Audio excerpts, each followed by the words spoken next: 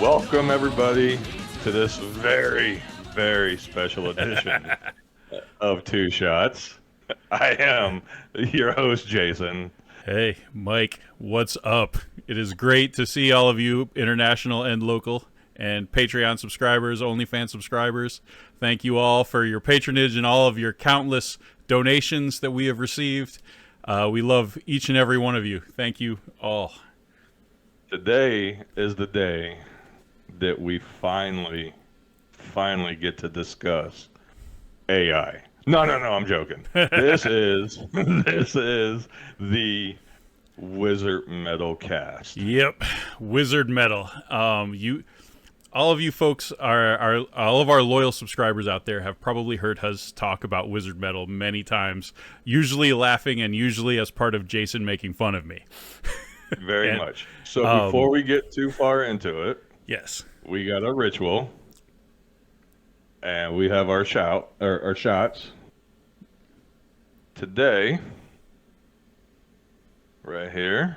Today, I'm gonna go counter-reactive. So my shot today is for new metal god in the industry, Corey Taylor. Ooh, I'll drink to Corey Taylor. All right, there we go. Oh, that's pretty good. Woo. What are you drinking today? Was that SoCo? What is that? What am I seeing there? No, what is that? This is Captain Morgan sliced apple. Oh, it is delicious. I'll bet that's tasty. Hell yeah! I'm still on the gin trend that I've had for I think every episode so far. I'm pretty sure, yeah. Yep. Sponsored by Hendrick's Gin, and I await their sponsorship. He welcomes it. Yes. So Mike, who do you got today? Okay. So since we're talking about Wizard Metal, before we delve into what Wizard Metal actually is, I would like to do a shot to one of the pioneers of Wizard Metal. This is a gentleman known as Michael Kiske, and he's a German singer. He's a vocalist for the band Helloween. He is a soaring tenor, fantastic vocalist, and not a guy that I think Jason would like to listen to very much. Which we will go into. Michael Kiske. A lot of people call him Michael Kiske, but it's actually Kiska. And I will edit in here a really cool picture I got with him when I just saw Helloween in concert, which is another thing we could touch on after we go over the Wizard Metal stuff and all the analysis that I'm going to provide you guys today. So here's a shot, Michael Kiske. Michael Kiske. Woo. Oh, that is so good. Freaking good. That is so good. Oh, thank you, audience, for letting us just drink freely. Yes. Thank you all. Thank you all. Thanks for coming to our discussion tonight. So tonight's podcast is going to be a little bit different. What this is a discussion that I really have wanted to have with Jason for a very, very long time about musical preferences. Because him and we agree on about 90% of the music that we like, but there's a real solid amount of music that we differ on. That things that he likes that I don't really care for, and things that I like that he doesn't really care for. And we probably are going to call this episode something having to do with Wizard Metal, because that is a genre that I really like that Jason doesn't particularly care for.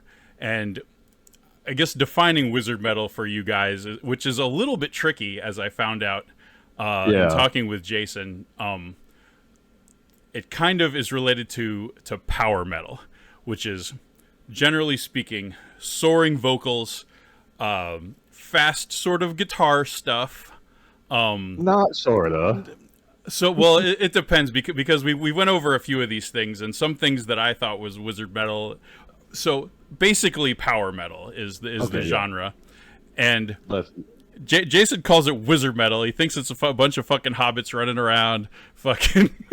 They're casting spells with their fucking guitars. Yeah. I love wizards and stuff like that because I'm a nerd and all that. But like when you're doing it with a guitar, it just doesn't mesh with me. Right. Jason is kind of like a true sort of classic metalhead. Like, he's scary looking. He's got fucking tattoos. You can probably picture him on a fucking motorcycle, fucking like kicking someone's ass with with a bike lock, fucking knocking someone out, fucking driving his big old fucking truck, fucking like that kind of shit, right? Jason is big and fucking tough, whereas I'm a little bit fucking. It's not that I'm not big and tough. Believe me, ladies, I'm very big and tough. But He's very big. but my musical taste hasn't always just been super aggressive metal like that, like what we normally talk about. Although I do love that stuff very, very much. I sort of deviated and went down a more wizardy sort of path, and as He likes to cast spells. I cast spells with my guitar. With his guitar, yep. So what I wanted to kind of break down today was my take on musical preferences and why Jason and I tend to differ in our opinions on things. And perhaps we can make it a little bit interesting, and maybe we'll have a good discussion. Maybe we'll all learn something and have a good time in the process. Welcome to our Wizard Metal episode. Extravaganza. Okay. To the point where when we are talking wizard metal, I'm never going to change my opinion of what we have discussed privately. And what I have discussed with him privately is the fact that I do believe wizard metal, or i.e. power metal, has no soul. That is definitely a piece that I want to touch on tonight as well, because I use that all the time, because I consider myself a very soulless sort of guitar player, and by that is like I don't feel the blues. I don't improv very well, even though I have written many solos. I am pretty decent with musical composition. I have a reasonably good theory background, but if you put me in a room with a bunch of like blues musicians and say, "Hey, Mike, you want to step in and play something?" Not happening very well. There was an episode of Metalocalypse where Toki and Squizgar tried to play the blues, and that shit did not work. And that is me.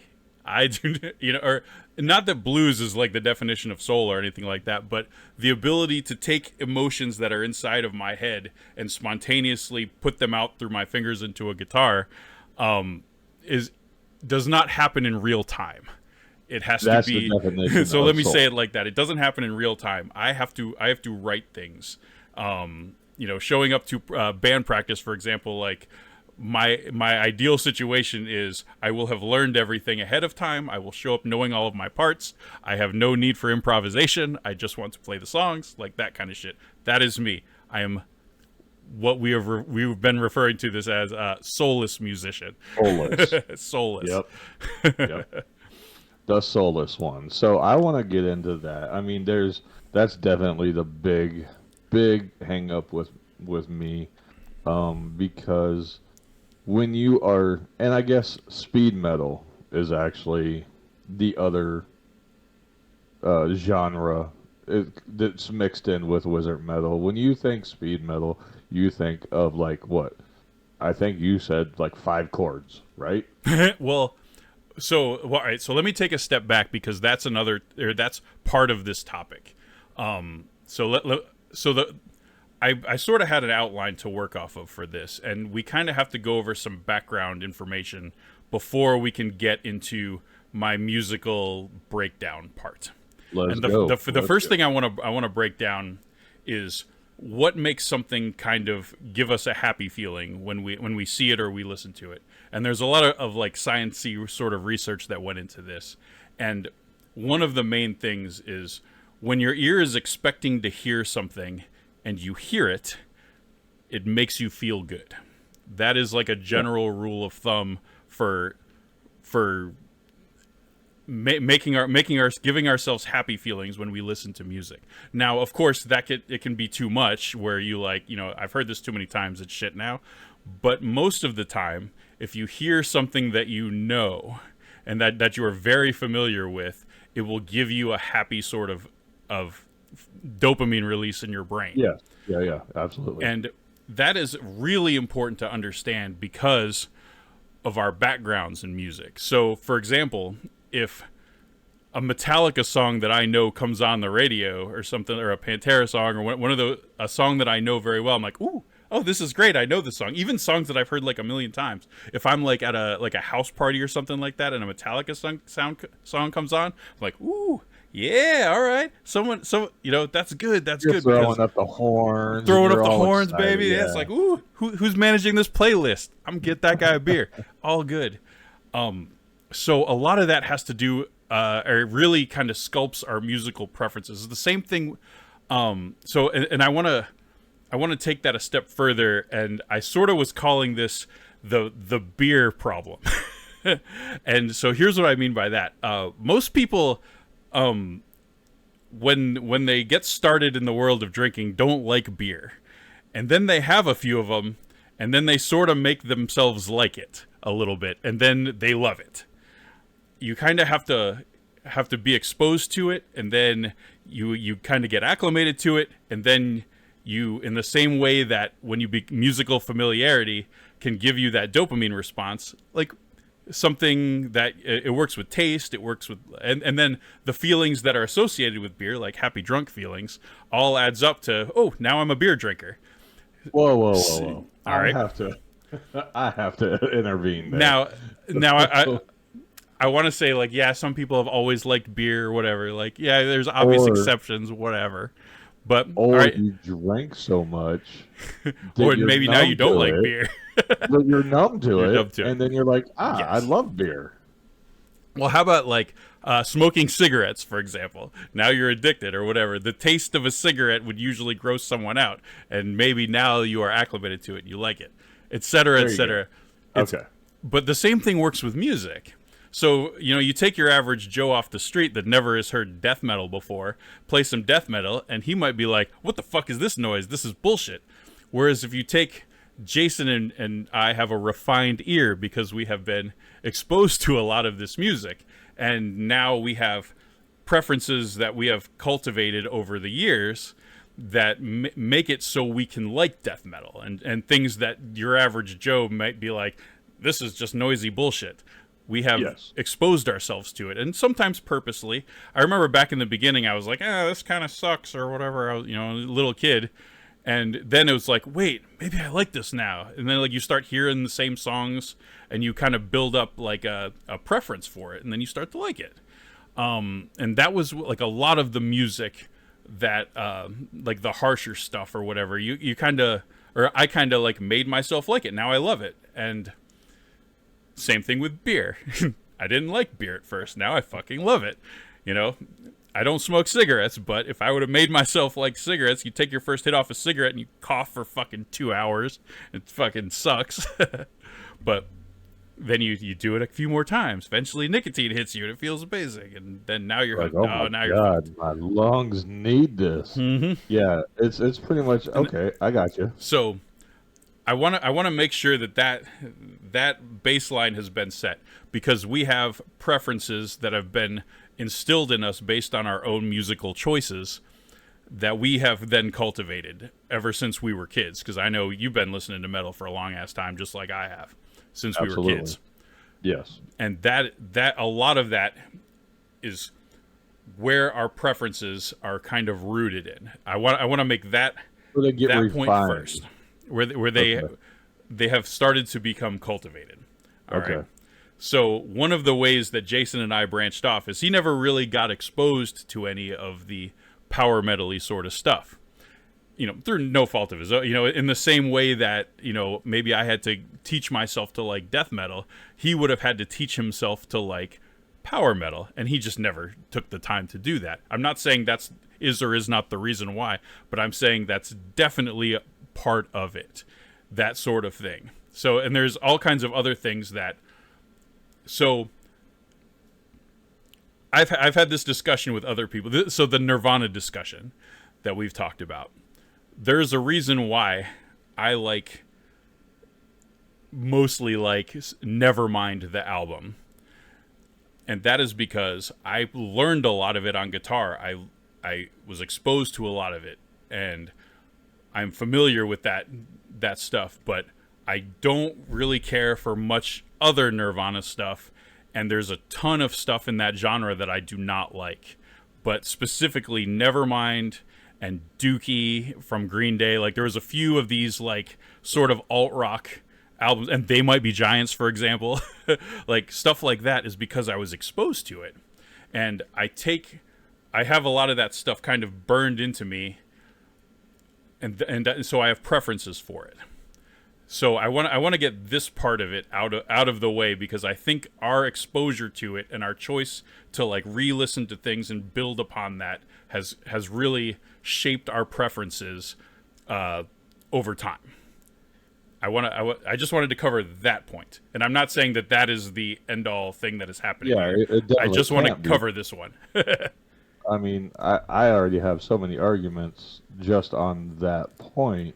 Yep. In the sense of, and my point is not that this is the end all. It is just that in a multifaceted conversation, I wanted to cover that point. So going back to the Nirvana argument, you learned Nirvana, so therefore you learned Nevermind, so therefore you were almost forced to like Nevermind. That's right. You didn't actually listen to Did you listen? Mm-hmm. Oh yeah. Well, I mean, you have to. Well, no, because you can hear. That's the age-old argument. You can hear, but did you listen? Sure. Because if you continue on with that, that goes on with most other musics. Because I tell you, I mean, it did start out with the grunge era for me, and then I progressively went into the metal and then to death metal. Being from Florida. You get exposed to a lot of that. Yeah. You get exposed to so much, like especially in the early 90s, where death metal came from, essentially. Yeah. Oh yeah, yeah. So you either listen to it and love it, or you listen to it and it's not for you. Yep. So going off of that, I just wanted to make that point. Oh yeah, if yeah. you listen. Well, so now that that point I attempted to make is out of the way, now I think we can talk about more of what you and I have been talking about, which is like the reasons why we like certain, like either genres or certain songs, certain aspects of music. Okay. Now the first things I wanted to talk about was lyrics. So lyrics, what Jason and I have talked about, are generally speaking more important to Jason than they are to me. But I wanted to take a step back, because I feel like I've been able to actually break this down a little bit. And I am so excited to hear this. Okay. So I kind of put lyrics into two categories. And this is I think going to be really important and really meaningful for us to talk about. And I'm sure people have done all kinds of better analysis than me, but here's my analysis of it. I feel like there are two kinds of types of lyrical styles. There is one that is designed to evoke an emotional response, and then the other kind is designed to tell a story. All right? I feel like you can break down most songs into either one or the other. All right? All right, I'm listening. And in talking with Jason, I think, and we're talking generalities here, all right? I think Jason lends his, Jason gets more of an emotional response from the music that is designed to elicit an emotional response, whereas I tend to gravitate more towards music that tells a story. Now, and just in stuff that Jason, for example, has sent to me and stuff that I know that he likes, it's generally speaking music that is designed to like super aggressive stuff, or stuff designed to make you feel a certain way, like that kind of stuff. And I know that anytime I've sent him any music that told a story, and it doesn't have to be like a story of hobbits walking, Jason. But it sounds like a story of hobbits walking. Right. Jason has not cared for that as much. And and also I'm not like I know there's stuff that we're making a lot of generalities here, but Yeah. Yeah. but Absolutely. those are like that's the two that I really think that is kind of what can I think differentiate Jason and I in terms of lyrical content is that. What do you think, Jason? You got any feelings, emotions about that? So, the only thing I could say is there's a lot of truth to what you're saying, but I will always, always, always go back to my very first like thrash metal album and continue to tell people and preach about it, about the Fear Factory Obsolete album. To me, that was a story, and not just to me, to like Bert, to Dino. If you Mhm. if you listen to the songs in order, and if you read that insert, they are telling a story that's phenomenal. But also within their music has the emotion with that story. So like I'm here for the story Hmm. if the story, I guess, can elicit both feelings. So to capitalize on that, and I agree with that. So all right, so one other thing that music can do, and this is something that just in talking to you now, I just sort of started thinking about that, is take you to a place or to a like to a world or something like that. Like so, Yes. listening to Fear Factory, I feel like I'm in a damn Terminator movie or something like that. Yes. You Yes. know, Exactly. they do that, and that's another thing that I like. Absolutely, you know, I when music takes me to a place, or I feel like I am like a character in a story or something like that, I think that is really really cool as well.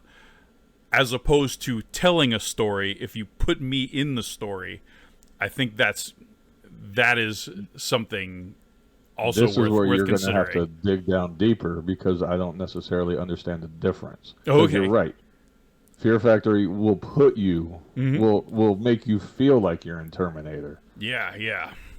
To And me, that that's a story. okay, yeah, and I think that's you know, and obviously we're going to have some overlap. I think in terms of our analysis, Yeah. but I think it's a good aspect or framework to think about why we like certain things. All right. Let's go for it.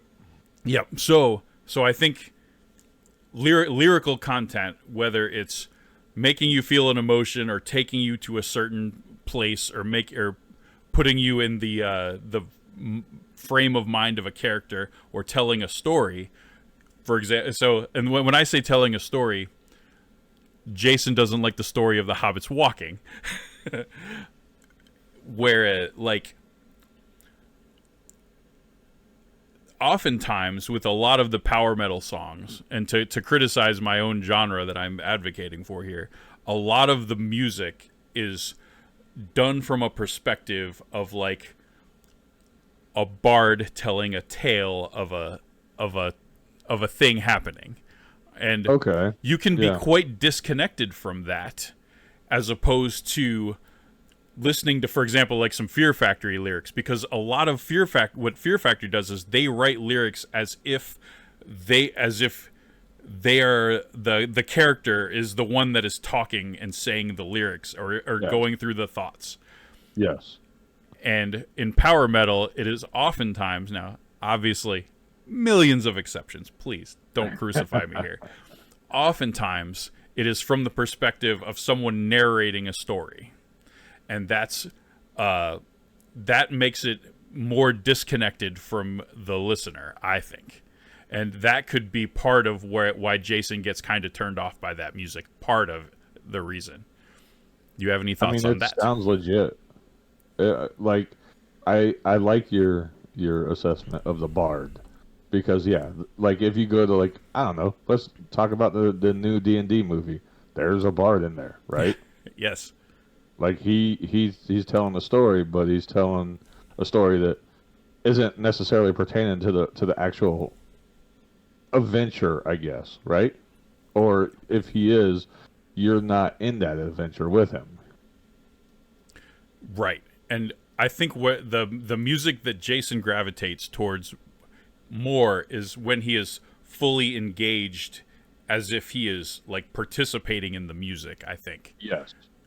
and that is where he. Well, and I also enjoy that too, but advocating for wizard metal, I can really get into music that I am separate from, if that makes some kind of sense. So Question. yes, Question. This is actually a really good point. Because you're able to, and I'll just go to this album. yes, Cannibal Corpse, The Bleeding. I don't relate to any of those lyrics. right. But like they're telling stories. I love that album. Well, so, and it's so this is a multifaceted analysis, and there will be exceptions. So, and I'd have to refresh myself with some of the stuff that was on The Bleeding. I know Cannibal Corpse writes a lot of stuff from the perspective of serial killers. Yeah, And, yeah. You know, and while so you don't relate to that on the outside, but deep down inside, we all have a shadow, and perhaps So, I'm a serial killer is what you're saying. no. Deep down. Well, that on an unrelated topic, the concept of the caged monster is a very fantastic archetype. So, for example, like if you are a serial killer on the inside, but you have kept that under control, you know, but you still have like a monster inside of you, you just don't let him out. That is something that is it's a highly desirable sort of archetype for a person. Like all of the best characters in every story that we all like is that story, like the caged monster that'll fuck you up if you piss him off. But most of the time, he's really like, you know, he's happy and casual, that kind of stuff. But deep down inside, man, we have a shadow, and that's Carl Jung, by the way. He did a lot of that shadow stuff, and perhaps in the Cannibal Corpse lyrics, the shadow that we all have deep inside of us, you know, can latch on to some of that, and it feels kind of good to let the shadow, you know, look out from around the corner a little bit. And maybe some of that with Cannibal Corpse is coming, you know, just a little bit, you know. You don't go murdering anybody or any of the fucked up shit that Cannibal Corpse talked about. Yeah. Oh man. So let's go ahead and equate some of this wizard metal into, you know, you said something that really, I mean, kind of threw me for a loop, but I guess maybe I see it. Iron Maiden was the original wizard metal. Yeah, for sure. So, but you like some Iron Maiden, right? Yeah, I listen to some Iron Maiden, and I actually really enjoy some Iron Maiden. Actually, funny enough, because I knew we were going to be doing this today, on my way to work, I listened to The Trooper. Okay, yeah. Din. Yes, exactly. Yep. And every aspect of everything I've always said was wizard metal, I did not hear in that song. Except for with what you had just said, I do see that they're telling a story. I do not relate to that story. Right. Yeah, but I like that song. Yep, the Civil War, I think that was, no, Revolutionary War. What was the Trooper? Yeah. That was, I think it was Revolutionary War. I can't remember, but. I don't even know. So, all right, so let me ask you this about Iron Maiden, because maybe this will help us. Iron Maiden just put out an album, okay? If I played any Iron Maiden songs off of that album, how do you think they would make you feel? Do you think you'd be like, yeah, this is awesome? Or do you think you might be a little bit apprehensive, like you might have to work for it if you wanted to like some of their, say, I new would stuff? have to work for it. I would absolutely have to work for it. So, and this is where I think,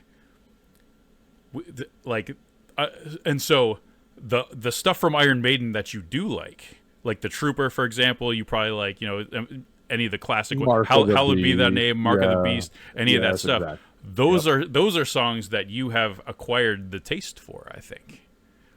To my first point at the beginning. I mean, could it be could it be mainly because it is something that you grow up with, and even if you are so reluctant to listen to it because either A, your dad likes it, or you know Right. some shit like that, and you're like, I'm not gonna like what my dad likes, but Right. then as you get older, you're like, fuck, that's solid. Mm-hmm. And my point is that the familiarity and the perhaps, and not necessarily even purposeful familiarity, but familiarity really can play a role in whether you like something. And my theory is that the Iron Maiden stuff that you are familiar with is probably because, or you probably tend to like that at least more than any of the other Iron Maiden stuff, because you have that backing familiarity to it. And just like I just said, if I were to play new Iron Maiden for you, you'd probably be like, yeah, whatever. And Yes, I feel the same way about a lot of stuff like that too. And also, it's like my get off my lawn. I'm a fucking old guy. I don't like anything new, because the stuff that I do like is stuff that I'm familiar with, and I already have those neural pathways in my brain that make me happy when I hear it in place. That's why I wanted to cover that topic first, because I think that plays like a huge role, especially in stuff that I like. So, okay.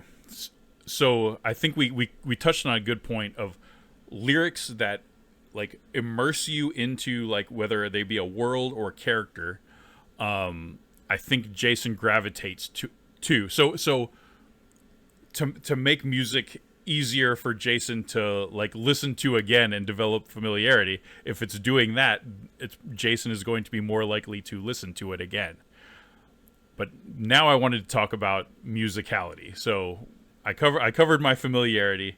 We talked about lyrics a little bit. I'm sure we could talk about lyrics all day. We could talk about lyrics all day. All day. Now I wanted to talk about music and power metal. And this is what was going to be like the centerpiece of my whole thought.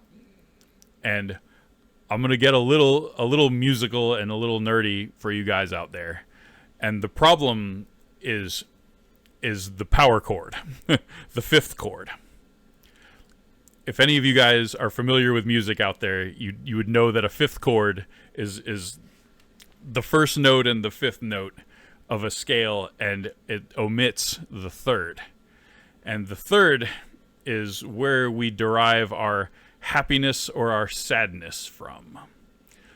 So lots of power metal is written in a minor key. And by that I mean, like, you know, E minor. For all you guitar players out there, we play everything in E minor. And so you tend to have all these notes that are in E minor, and E minor is sad. It's not the saddest of all the keys. That's D minor, but E minor. Yeah, I was gonna say D minor. Well, that's a joke from Spinal Tap. E minor and D minor are both equally sad, but because they have the third note taken down a half step, which makes it sad. Like it's like and can resolve back up to happy and stuff. Like you can do stuff with it. Anyway, sad. In these songs that are just, you know, power chord, power chord, power chord, power chord, the actual chords themselves are not happy or sad, and they can be kind of emotionless. And that, I think, is a real problem with a lot of power metal. And because you have these like just streams of chords that don't have a lot of emotion, like a lot of happy or sadness with them. Now, obviously, like, a lot of power metal is written very well and composed, you know, very musically, tons of happiness and tons of sadness. But in a lot of it also, there is a distinct lack of it. So even if you are playing in the key of E minor, these strings of chords are neither major or minor, and they can be really devoid of feeling. And I think with a lot of that stuff, Jason's experience listening to it without the benefit of familiarity causes him to not be really gripped by the music at all. because there is a distinct lack of, say, musical emotion, and by that third note, and it can really cause you to be more detached from it.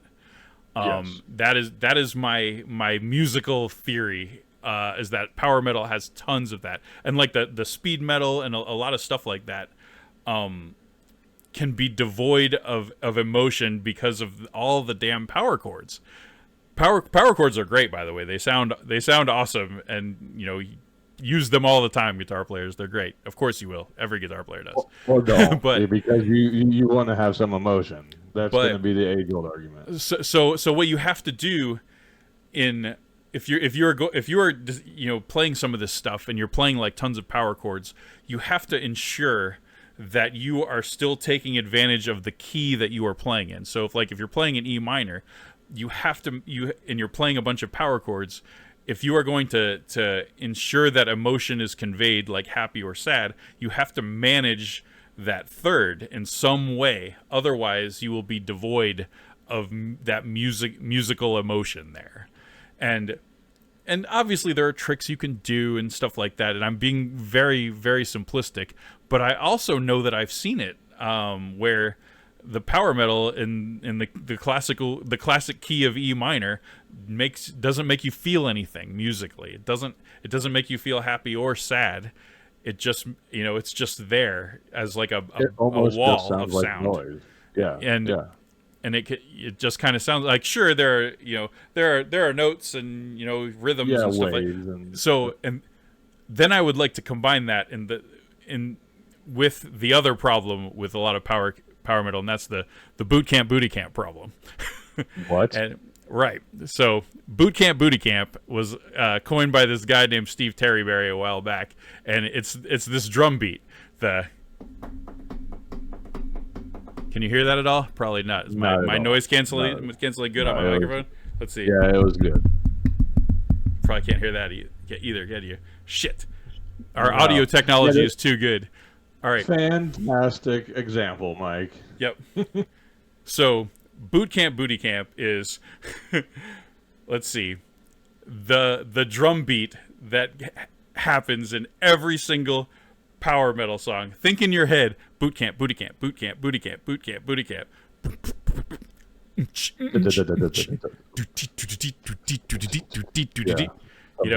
Bass snare, bass snare, bass snare, bass snare. It's in everything, and it stays constant. It's a non, like it rarely goes to halftime. It's just a constant barrage of straight notes, like do dee do dee do dee do dee do dee do dee do dee do dee do dee do dee. And you just sounded like Mario or something. Well, I can't tap on my microphone because our noise canceling technology is too good. So, but take a bunch of these fifth chords, put them over boot camp booty camp drum beats that don't change very often, and you will cause someone to become very detached from the music, is my little hypothesis there, and is also part of the reason why Jason doesn't care for power metal too much. And obviously not all power metal is like this, and there's tons of stuff that doesn't have these egregious flaws to it. But there's enough of it that I think it's worth noting. It's worth I think you're pretty accurate with it, where it all sounds kind of like that. It's like a constant boot camp, booty camp drum beat, a whole bunch of power chords that are soulless. Yeah, I know. Thank this guy named Steve Terryberry, who's a YouTube guitar player that basically made a video that made fun of power metal in like in 30 minutes we're gonna write a power metal song. He's like, well, you got to have drums, and we're gonna do boot camp booty camp today, and he just started calling it that, and it's like boot camp booty camp, boot camp booty camp. And it was awesome because it was like, oh, funny. Shit, he really like that's real. The boot camp booty camp thing is like a real fucking problem with power metal. It really is. So that kind of, he's making fun of wizard metal too, then, huh? That's right. Yeah. So it's a great video worth watching too. Like, I didn't want to just like shit on power metal too, because he like takes a big old shit on it, and he's like, you know, he basically like used some random generator for his lyrics and stuff like that, and it's like, oh my god, and basically wrote a Dragon Force song. Sounds like my kind of dude. Yeah. Oh, well, but he also loves the genre too, which, you know, you gotta love something to shit on it. I think it really makes the shitting on it like cut deeper, you know. Oh yeah. So, I think if you add those two together, and musically, I think unless you are like solidly invested in it, or you have a background of familiarity to it, you're just going to be detached from it, and that's where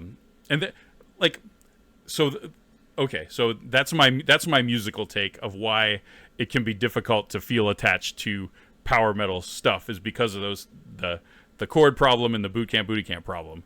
Big deal. Now, I wanted to cover like one last thing, but and then we can circle back around and discuss some of this stuff more or less, whatever Jason wants to talk about then, because I've been monopolizing a lot of this, and that is the fucking pussy problem. If you're a guy that like listened to Pantera and Slayer and fucking Metallica when we were growing up, if you liked fucking power metal, you were a giant fucking pussy. And giant fucking pussy. Like, it's real. It's real. You were a pussy ass bitch music nerd. I don't want to use the F word because YouTube will fucking cancel our video. But I think the culture around the music is a big deal. And like, the culture around Pantera like is way different than the culture around Halloween and stuff like that, man. They're very different kinds of people. And I was at, for example, a Machine Head concert. Machine Head dudes are way different than Halloween dudes. I promise you that. For example, I was probably the toughest dude at the Halloween concert. Oh my god. I believe it. At the Machine Head concert, I was not. I was not the toughest dude at the Machine Head concert. And I was also at the Halloween concert, so I am also a pussy. But it's real. It's totally real. The culture behind the music, I think, it's not something that we should just gloss over. I think that's totally real. And it does impact. So the familiarity thing, if you don't really care for something, but you still want to, like, you know, dive into it a little bit, and the culture is just diametrically opposite of where you are as a person, you're going to be much less likely to want to invest the time to get into the music. So that's a big fucking problem, man. I think the culture behind the power metal stuff, you know, it's a real problem for dudes that have such a background in aggressive music to really want to like get into. I think that's real. That's like 0.5 today. What do you think, Jason? How do you feel about that shit? Because you're like a tough ass fucking aggressive dude. I am. Okay, so you are. Thank you. Appreciate that. Yeah. So there's a lot. There's a lot to everything you said, and and I'm gonna give you the mic again because I'm gonna ask a question after Yes. I make this point. Even there's been enough, and I say enough, which I mean like 4, okay, maybe 4 or 5 songs of this wizard metal genre that I'm like, okay, bam, I can. You could dig it. I can dig it, and I can even immerse myself into it. That damn deep, booty camp. Oh my god, that's the best thing that describes, power metal and wizard metal to a T, and that's probably the biggest reason that I would say that I vehemently dislike it. Mm-hmm. Because it doesn't. It is. I know we said this word time and time again, but it is soulless. It almost, and I equate it to this. It almost seems like a fucking monkey, an actual monkey, can play Yes. power metal because you're just doing the same shit over and over again. Yep. As opposed to where, like, if you equate that drummer that you just named to, and then you put him side by side, let's just say he's in that genre fully, but then you put him to side by side to a Gene Hoglan. Right. How can there even be a argument that this one guy is as talented as a Gene? Well, and let me take a step back by saying, while that drum beat is just horrifyingly overused in power metal, there are tons of really, really talented power metal drummers. But to Jason's point, so much power metal has the problem with that boot camp booty camp that it tends to overshadow a lot of stuff. And so while I won't say, like, compare like one level of talent to the other, because there are some power metal drummers that are just really, really good, but I think that beat is not doing them any fucking favors in terms of like, and it's such an integral thing in power metal, that beat, man. It's like, if you can't get into that, then there's almost like no chance that you're gonna like that power metal stuff, Like you have to be able to like, and maybe I wanted to also take a step back and it's like, well, hey, Mike, you just shat on power metal for fucking 20 minutes. Like, why do you even like it? Well, and there's a couple reasons. I thought about this a little bit, and like, one thing is, like, I have a musical background, but I have this kind of thing in my head where it's really easy for me to separate everything into boxes as I am listening. So, for example, I don't mind the boot camp booty camp, but during boot camp booty camp, I promise you this, I'm not listening to the drums. The drums are just like in the background at that point. And but you can't avoid it. Right. And whereas I think lots of people that are really averse to power metal, like, it's a big deal that those drums are that fucking boring.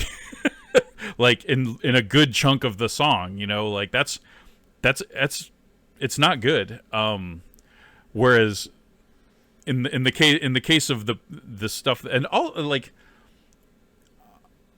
and I will also take a step back and say, like, I didn't really care that much for the new Iron Maiden album, for example, like stuff like that. Like, I gave it a few tries to listen to, and it just, like, I didn't really care for it either.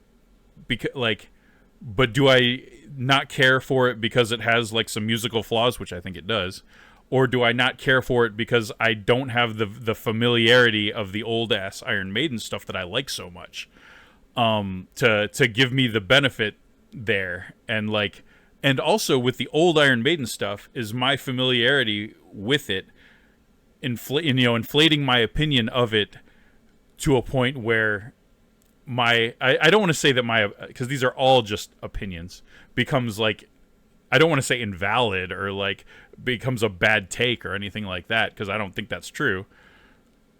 Like, but is there something worth paying attention to there? And I think there is. Because, honestly, I didn't like the last Iron Maiden album, but I thought Bruce Dickinson's vocals kind of sounded like shit in a lot of places. And I never gave that album a solid chance because I heard a few songs and I was like, this isn't that great. And so I never gave it a time for me to become familiar with it to then like. And on that point, yes, because I do want to make it, like, okay, I want to go circle around to, like, episode 1 or 2 or 3 or whatever it was that we've done, where I'm not gatekeeping on wizard metal, right? Like, my whole thing is exactly damn near everything you've described in this earlier episode. So with that being said, like, kind of going with the lyrics or the vocals that you were just talking about. The other thing that I would say about power metal is the opera-esque vocals. Okay. Very emotionless. Well, So yeah, it goes to ask, how is it? Do you like what you're familiar with from a teenage side? Has there been newer stuff? So I want to I want to go.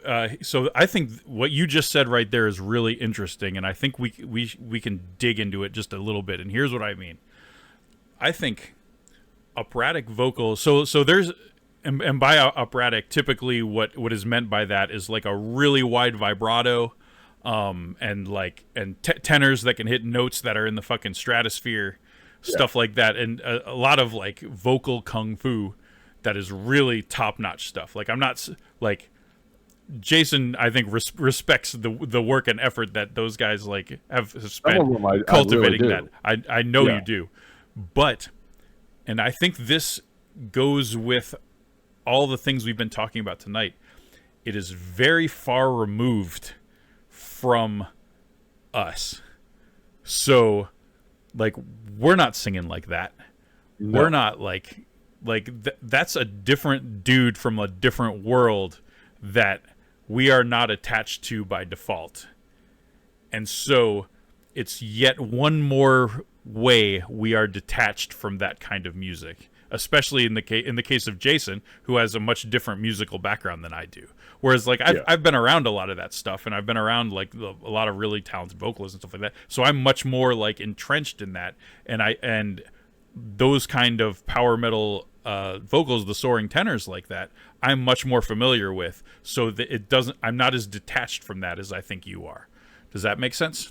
It does make sense, because it also goes back to this is a shout out to like our beginning stages of even talking about doing a podcast. You sent me a video of a guy that was singing a Modern Moth song. And you said, tell me what you think of his vocals. Yeah. And I gave you my honest opinion. Mm-hmm. He sounded like Randy from Lamb of God, but it was still a good enough, like, there was something there. Yeah, there was something there. And like, because whether it's respect, I don't know what it is. I've never really dug deep into it, but you were like, you have a good ear. Mm-hmm.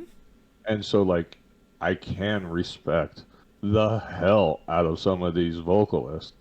I could just never do it, and I can't understand how the hell they could do how it. they do it. So, yeah. I'm so you're detached. Yeah. Yeah. I think that's because maybe that's the thing I can learn from this is like what we're really talking about is a detachment from whether it be a whole genre or just or whatever. But I think understanding why I don't like something musically is probably boiling down to a detachment from it, and there's nothing I can latch onto to bring myself in to cultivate familiarity or whatever, whatever can get me into it, because there's so many things that kind of detach me from it. And in the case of you, I think being detached from all the things we were talking about with power metal, like there's other like country music, for example, like there's a lot of things that like I really have to work at if I'm gonna really get into it. And some rap music and stuff like that. Certain rap I like, but some other rap I'm like, dude, there's just nothing for me to come into this and get hooked on it, and that kind of stuff. You just said something so fucking perfect that I am gonna touch on. Yeah. You were talking about rap and how there's some things you just can't grip your teeth around, essentially. Country music, kind of the same thing. Mm-hmm. Now, I'll go back to say, even there's country music I can relate to, country music I can vibe with. Yep. A lot of, like, rap I can vibe with. Now, Here's the thing. Nothing has been good since, like, 2010.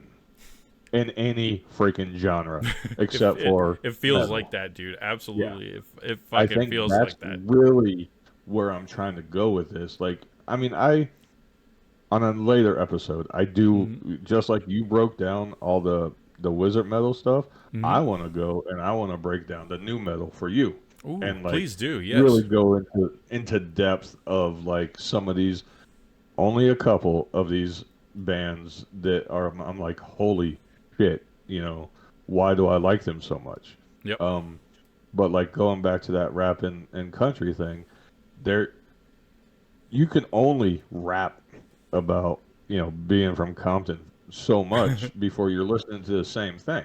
Mm-hmm. Or like, we're old, Mike. Yep. We like here's the reality check. We We are, don't yes. live that same type of lifestyle, or right. we don't live that to where we can emerge ourselves, or we can't even understand it because it's like it's auto tuned. Yeah, It's the there's mumble so rap much- stuff, man. I Yeah. don't know. Like who, man? Hey, Yeah. any of our subscribers out there that like mumble rap, man, it's all good. We love you. We love all of our subscribers. All good. Yeah. But This is not but no gatekeeping on like hating on anybody. I No. don't care what anybody likes. But I feel very Well, I'm detached just- from that. Yeah. Absolutely. Mhm. And to the point where detached could also mean I don't understand the fucking shit. I don't Right. understand the appeal because of where I am at in life or where you're at in life. And I think that also goes to the new age. Like there was like I think 2 out of the 17 songs you sent me. Mm-hmm. I was like, I can get behind that music.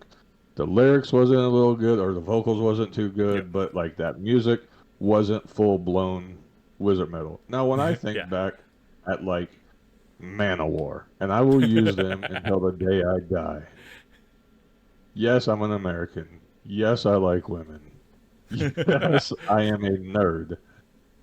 No, I cannot like Manowar. I just put up that album cover, There you go. Exactly. Like.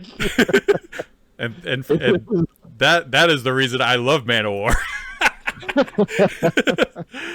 Manowar is like because they have a lot of like rock elements too. Like a lot of their stuff is like kind of not even so much metal anyway, but like I don't know. They have play a D&D cheese all the factor. time. Yeah. Well, I mean, if when you rewatch this and you see the album cover I just put up there.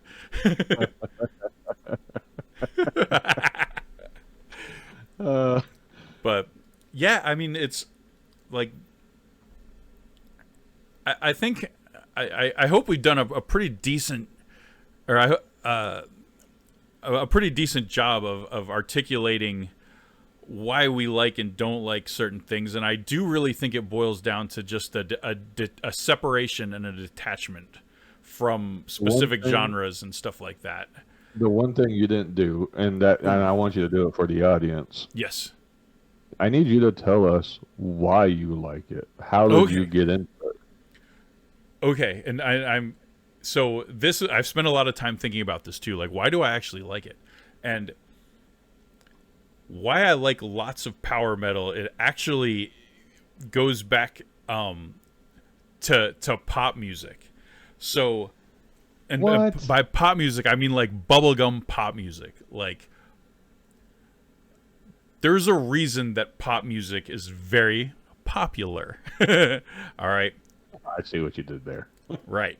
And but you know what I mean when I say pop music too. Absolutely. All right. And what I mean by pop music is like the catchy hooks, like those pop songs get stuck in your head like so easily, you know, like they're just they're like practically mathematically designed to do that.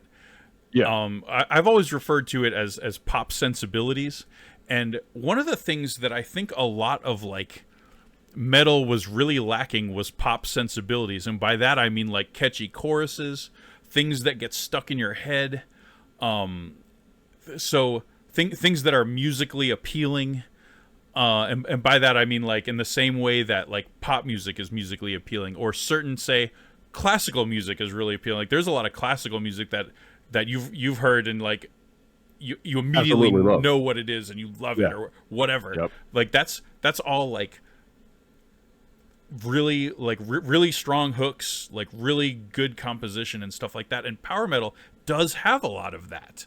It has lots of what I have always called like pop sensibilities behind it. Combine that with virtuoso guitar playing, generally speaking fast tempos and solid drumming when it's not boot camp booty camp boring, you know, and boot camp booty camp, and lots of times. So for example, there's a band called Blind Guardian, and they have an album that's literally called Nightfall on Middle Earth, and it is about this book called The Silmarillion, which is written by Tolkien, and it's not even like Lord of the Rings. It's nerdier than like Lord of the Rings. All right. Jesus. And it's like a whole album of fucking hobbits walking. It's like the lore of like the Middle Earth and that kind of stuff. So Blind Guardian has a whole album of that shit. There's like talking in between the songs, that kind of stuff. And I love that album like so much. Like it has, you know, soaring like choruses and like catchy hooks throughout. Because of like my, I don't want to just say because of my musical background, but because I got over, or I think it's because I started with all sorts of music, like pop music and things like that when I was a kid. Like the first CD I had, and I'll admit this to you guys, besides a Weird Al CD, which I love Weird Al, by the way, was actually like the Miami Sound Machine. Like I had some, like back when I was like, you know, 5-6 years old, like I loved music and singing that kind of stuff, like pop songs and things like that. So my 1, 2, brain, 3, 4, 5, 6, 7, 8, 9, 10, 11, 12. well, you know, to see if that shit don't get stuck in your head, man. Exactly. Like, oh yeah. And power metal has that stuff. So like, and it has enough of like the cool guitar playing and the cool composition that I like, and enough of the classical influences that I like, because I love the classical music. So what I used to say, the music I like, we used to call it neoclassical European power metal, is what Yes. it used to be called, which is like the Yngwie Malmsteens and stuff like that like borrowed from the classical stuff. So you got like this neoclassical genre, and that's what I loved. I loved tons of that, and from that it kind of moved into like some of the more symphonic power metal, like the, you know, girly singers and stuff, girl singers, not girly, but well, I guess yeah, lots of them, but girl singer power metal, keyboards, layering, choir effects, that kind of stuff. And I just kind of had a path through my musical journey where everything kind of built into that, built on top of it, to where I've always kind of liked it. And couldn't be more different than other things I like, which is like the more aggressive stuff. So here's what I would like you to do. Okay. Yes. When we post this up, I want you to tag in Blind Guardian. Okay.